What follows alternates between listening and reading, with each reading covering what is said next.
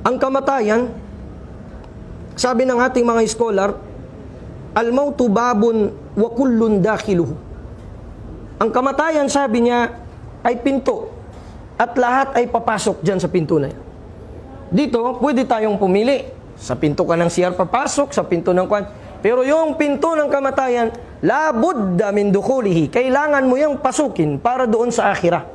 Kaya maling-mali na sabihin ng kagaya ng sinasabi ng mga kababayan natin na mga hindi Muslim, hinatid na daw sa huling hantungan. Hindi pa huling hantungan ng libingan.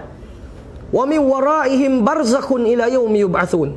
Dahil pagkatapos ng buhay na ito, mayroon pang barzakh.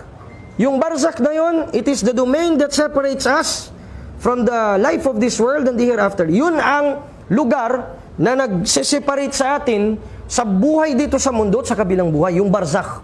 Sabi ng Allah Ta'ala sa Surah Fussilat, wa min waraihim barzakhun ila yawmi yub'athun. Hanggang sa araw na sila babangunin ng Allah, nandun sila sa barzakh, mananatili. Ya imma fi ni'mah wa ya imma fil adhab.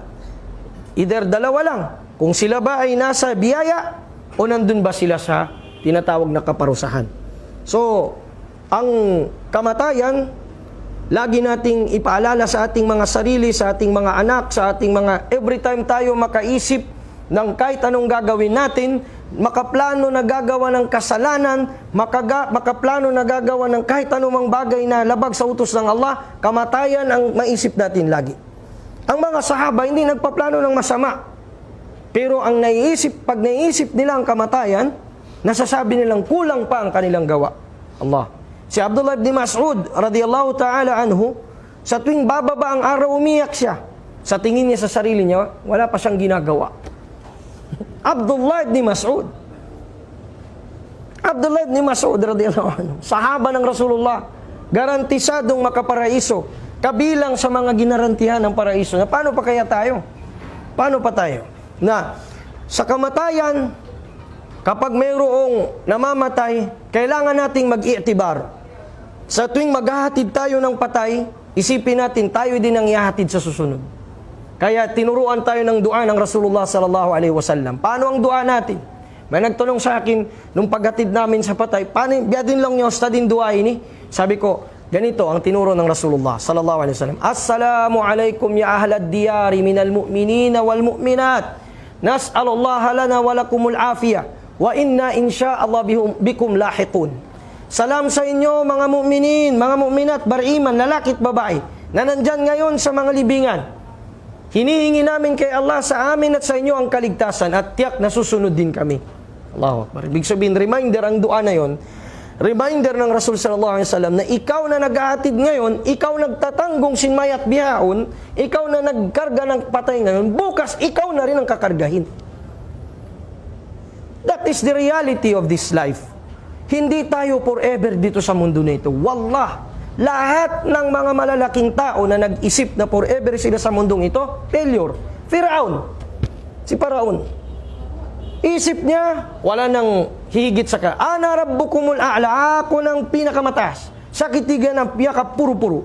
Sabi niya gano'n. Sabi ni Firaun yun. Pero nung nangyari sa huli, hindi siya nakapagsyahada. Nung magsasabi na siya ng syahada, ang sabi sa riwayat ng Imam Muslim, bumaba si Jibril, dumakot si Jibril ng isang dakot ng putik, sinaksak sa bunganga niya, binusal at hindi siya nakapagsyahada. Bakit? Dahil ang hidayatut tawfiq, ang tawfiq in pagtunyok, dahil nga Allah, in pag-ukab sinatay, dahil kanya. And kami ni Ustad, kaming mga guro, mga magdadakwa, hanggang sa pagturo lang kami. O, ito.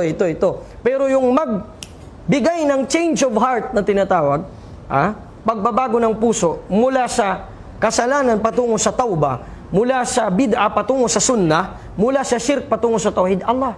Kaya mismo ang kanyang uncle na si Abu Talib, hindi siya nakapagsyahada. Uncle na ng Nabi. Uncle ng Nabi.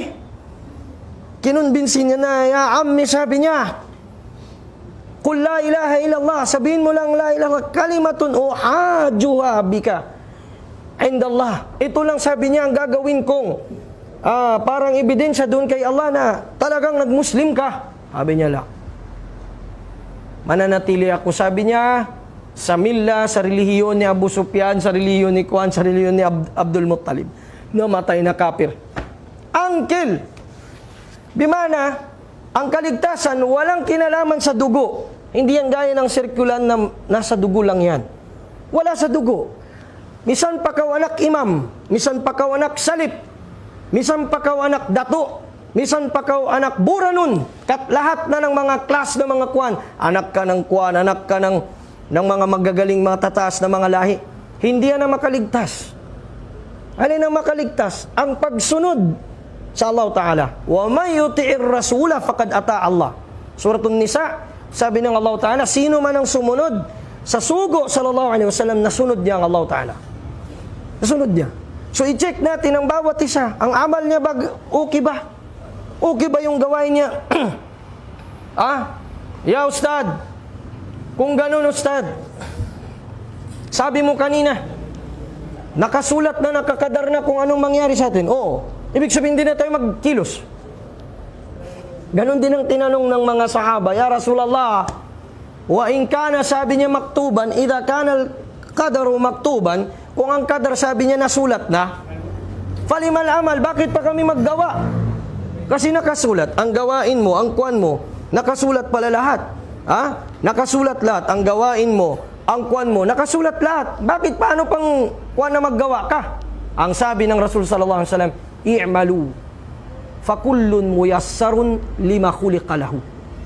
Gumawa kayo, sumunod kayo, magsipag kayo sa pagsunod. Pag-amal ka mo, sin Rasul sallallahu alaihi wasallam, fakullun muyassar, dahil ang bawat isa ay nilikha na pinadali sa kanya kung saan siya dapat patungo. Kung ahlul jannah siya, pagagaanin ng Allah Ta'ala sa kanya.